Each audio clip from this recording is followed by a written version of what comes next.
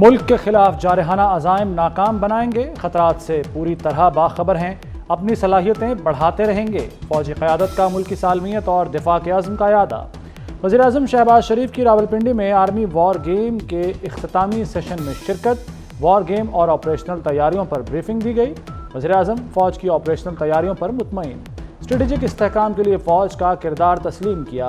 Session میں army chief general Asim Munir, فوجی اور سول حکام کی شرکت۔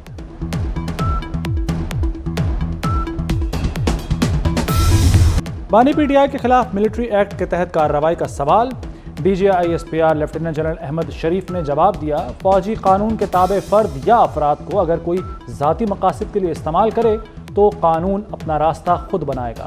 فیض حمید کے بطور D G I S I باس وزیر اعظم تھے۔ فیض حمید کے خلاف فیلڈ کورٹ مارشل کی کارروائی جاری ہے۔ فوج دیگر اداروں سے بھی توقع رکھتی ہے کہ ذاتی اور سیاسی مقاصد کے لیے منصب کے استعمال کرنے والوں کو جواب دہ بنایا جائے گا۔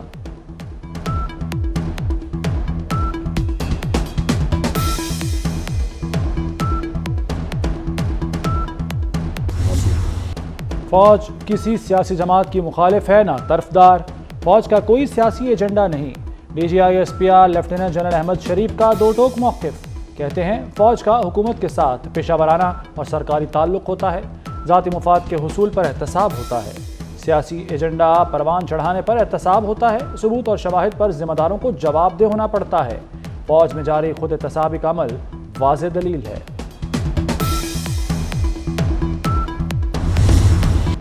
پاکستان میں کوئی نو گو ایریا نہیں، بلوچستان پاکستان کی جان اور شان ہے، دہشت گردوں سے آہنی ہاتھوں سے نمٹیں گے، دہشت گردی کرنے اور کرانے والے بچ نہیں سکیں گے۔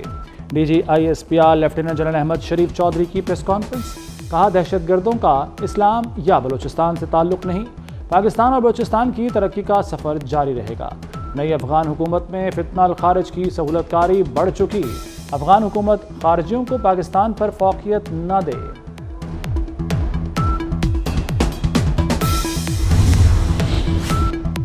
برف پگھلنے لگی، اسپیکر چیمبر میں حکومت اور اپوزیشن کی ملاقات، آل پارٹیز کانفرنس بلانے پر مشاورت، بلوچستان پر اتفاق رائے پیدا کرنے کی تجاویز پر غور کیا گیا۔ اپوزیشن وفد میں بیرسٹر گوہر، اسد قیصر اور عامر ڈوگر شامل تھے۔ ایاز صادق، رانا ثناء اللہ اور خالد مکسی نے حکومت کی نمائندگی کی۔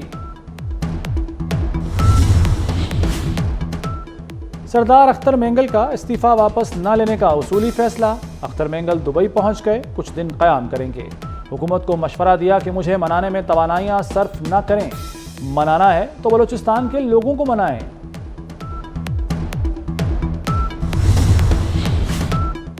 پی ٹی آئی کو 40 شرائط کے ساتھ اسلام آباد میں جلسے کی اجازت مل گئی۔ پی ٹی آئی سنگجانی کے مقام پر 8 ستمبر کو جلسہ کرے گی، تمام ضوابط کی پابندی کی جائے گی۔ جلسے کا آغاز 4 بجے، اختتام شام 7 بجے تک ہوگا۔ کے پی اور پنجاب سے آنے والے موٹر وے سے آئیں گے۔ اسلام آباد جلسے میں رکاوٹیں ڈالی گئیں تو دیکھنا کیا کرتے ہیں، وزیر اعلیٰ خیبر پختونخوا دھمکیوں پر اتر آئے۔ علی امین گنڈاپور نے مزید کہا، میں خود این او سی ہوں، اسلام آباد میں جلسہ ہوگا، ہر حال میں ہوگا، ایف آئی آر راستہ نہیں روک سکتی۔ گورنر کے پی پر بھی وار، بولے فیصل کریم کنڈی چاہتے ہیں کہ انہیں گورنر ہاؤس سے نکال دوں۔ علی امین کو شراب کیس میں راہداری ریمانڈ مل گیا، پشاور ہائی کورٹ نے ناقابل ضمانت وارنٹ منسوخ کر دیے۔ اسلام آباد کی مقامی عدالت نے وزیر اعلیٰ کی گرفتاری کا حکم دیا تھا۔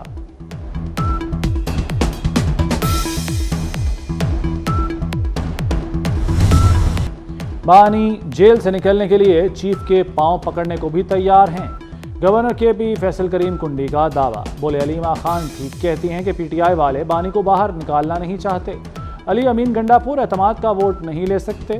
پی ٹی آئی کی یہ حالت ہو گئی ہے کہ مولانا کو مسیحا سمجھنا شروع کر دیا ہے، قیادت مولانا کو گورنرشپ دینا چاہتی ہے تو مستعفی ہو جاؤں گا۔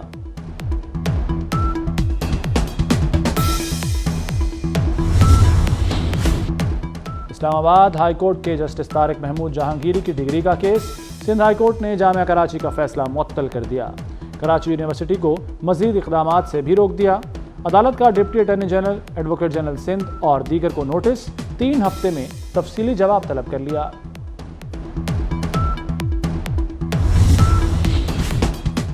صدر آصف علی زرداری کی لاہور میں کیپٹن محمد علی قریشی شہید کے گھر آمد، لواحقین کے ساتھ اظہار تعزیت اور شہید کے لیے فاتحہ خوانی کی۔ شہید کیپٹن کے اہل خانہ کے جذبہ حب الوطنی کو سراہا، کہا شہداء قوم کے ماتھے کا جھومر ہیں۔ کیپٹن محمد علی قریشی نے بلوچستان میں جام شہادت نوش کیا تھا۔ ترکیہ کی دہشت گردی سے نمٹنے کے لیے تعاون کی پیشکش، وزیر داخلہ محسن نقوی کا ترکیہ کی پیشکش کا خیر مقدم۔ محسن نقوی سے ترکیہ کے سفیر ڈاکٹر محمد پاچاچی کی ملاقات، پولیس اور سول آرمڈ فورسز شعبوں میں تعاون بڑھانے پر اتفاق، دونوں ملکوں کے درمیان پروازوں کی تعداد بڑھانے پر بھی اتفاق۔ محسن نقوی کا ترکیہ حکومت کی دعوت پر اکتوبر میں ترکیہ کا دورہ کرنے کا اعلان۔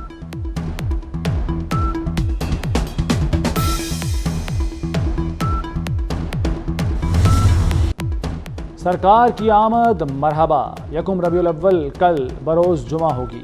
جشن میلاد النبی صلی اللہ علیہ وآلہ وسلم 17 ستمبر بروز منگل ہوگی۔ عاشقان رسول نے جشن عید میلاد النبی صلی اللہ علیہ وآلہ وسلم منانے کی تیاریاں شروع کر دیں۔ یوٹیلیٹی سٹورز کارپوریشن کی اپنے صارفین کے لیے خوشخبری، 800 سے زائد اشیاء کی قیمتوں میں 10% تک کمی۔ گھی، کوکنگ آئل، چائے، سرف، نوڈلز، کیچپ سستے، ٹیٹرا پیک دودھ، مسالے، اچار، صابن، ٹوتھ پیسٹ کی قیمت بھی کم کر دی۔ بے نظیر سپورٹ پروگرام کی سبسڈی بند۔ وزیر اعلیٰ مریم نواز نے ڈی جی خان میں اسکول نیوٹریشن پروگرام کا افتتاح کر دیا۔ پرائمری تک کے بچوں کو روز دودھ کا ایک پیکٹ ملے گا۔ مریم نواز کلاسز میں گئیں، بچوں سے بات کی، کہتی ہیں بچوں میں غذائیت کی کمی پورے ملک کا مسئلہ ہے، دیگر صوبے بھی اسکول نیوٹریشن پروگرام شروع کریں۔ لوگ باتیں کرتے ہیں مگر عملی کام نہیں کرتے، وسائل اتنے نہیں لیکن جتنا ہو سکتا ہے کریں گے۔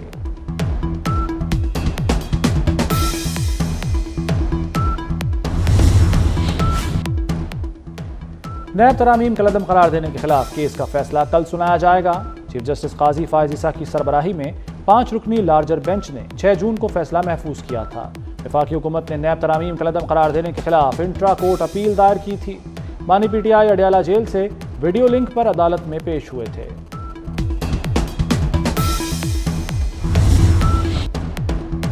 گوجرانوالہ کے اسکول میں درندگی، طالبات سے زیادتی پر کینٹین مالک گرفتار۔ ملزم نے کئی کم عمر طالبات کو اسکول میں زیادتی کا نشانہ بنایا۔ متاثرہ طالبات کی عمریں 11 سے 14 سال ہیں۔ 5 بچیوں کی میڈیکل رپورٹ میں زیادتی ثابت ہو گئی۔ اسکول کینٹین کا مالک خاتون اسکول ٹیچر کا شوہر ہے۔ ایک بچی کے گھر بتانے پر معاملہ سامنے آیا، ملزم نے اعتراف جرم کر لیا۔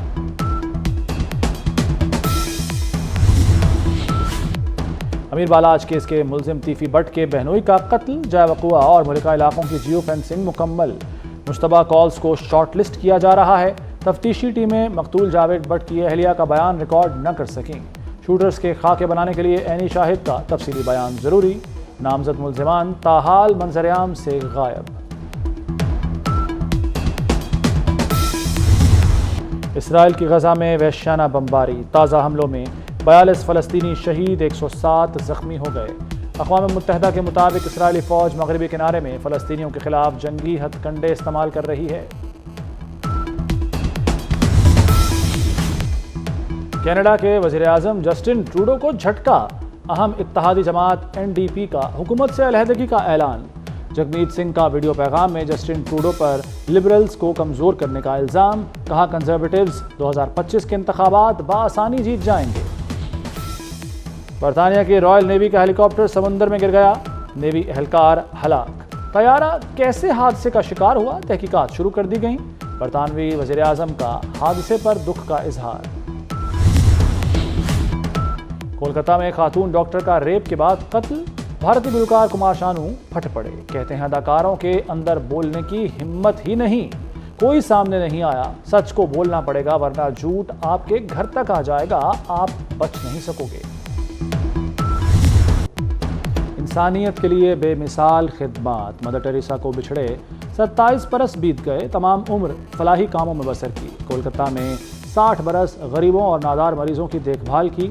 مدر ٹریسا کو 1989 میں نوبل انعام سے نوازا گیا۔